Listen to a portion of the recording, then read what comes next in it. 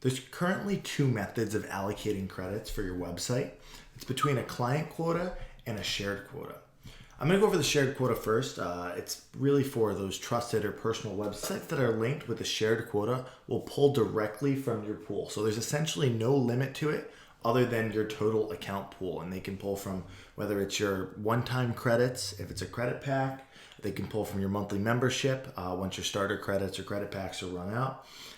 Or they just pull from your general available account credits. So the thing with this is it's easier to link it this way because you don't have to know a monthly quota. But the thing is, if it's not a trusted site or if it's a client site, one site can use up your entire quota and then your other sites are out of luck. So you got to be careful with that. But really for trusted personal sites, you should be fine. And it's a really, really easy way of linking it. And then the other option is the monthly client quotas. And these are ideal if you have a monthly care plan, say bronze, silver, and gold. And on the bronze plan, you want to give people 1 gigabyte. And on the silver plan, you want to give them 25 or whatever you want to do for your clients. It makes it really easy for you to have control over that. And if you want to do a custom quota, you can as well, where you could set either in megabytes or gigabytes. This is optimized data. So it actually goes a really long way. 1 gigabyte can be anywhere from 15, 20. We even had users doing 40,000 images per gigabyte. And the big thing with this is you get the flexibility per website. You could change this at any time, but when you're setting it up, we really want to walk you through the options. So for the custom quota, you could say if you want to do 1 gigabyte there, and then if I wanted to add a 10 gigabyte credit pack to it, so this would pull from my available bandwidth, and this would be a one-time optimization. If I wanted to optimize a bulk, a massive library initially that a user uploaded, or if I want to optimize something specific to, for the first month, I want to add maybe 5 extra gigabytes just to make sure that the user has enough, and then I can kind of fine tune it based on the actual usage for that month and set the quota if I have to set it to 2 gigabytes, 5 gigabytes, whatever I want to do there.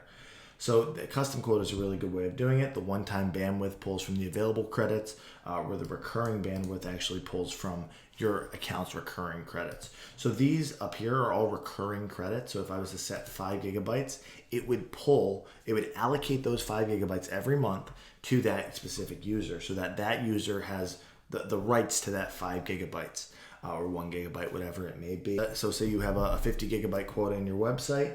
On your total account, you could set 10 accounts at 5 gigabytes and none of them will be able to go over that and kind of compromise anyone else. So it works that way.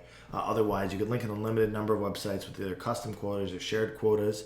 And it really depends on you have full control over how you want to set up the quotas for your clients, for your users, and for your personal websites.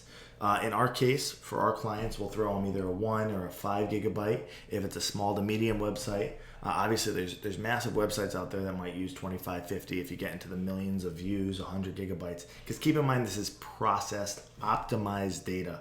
It's actually a lot less than what you would see in your cPanel for bandwidth because this is highly, highly optimized data here as well. And then if we were doing it for our own personal website for wpcompress.com, it's on a shared quota. Or if you have a trusted website, a friend, or someone that you know is low volume that won't really impact things, you could throw them on shared and they'll have enough as long as you have enough. And then all you do, you hit next, copy your API key, your access key there, and you're good to go. Paste that in the plugin, and that plugin will then have this quota. You could always then change it afterwards as well in the dashboard. But for now, we're just going to go over how to actually allocate these credits, how it works in each method. And if you have any other questions, please check the other help desk documents or reach out to support, and we're happy to help. Thanks.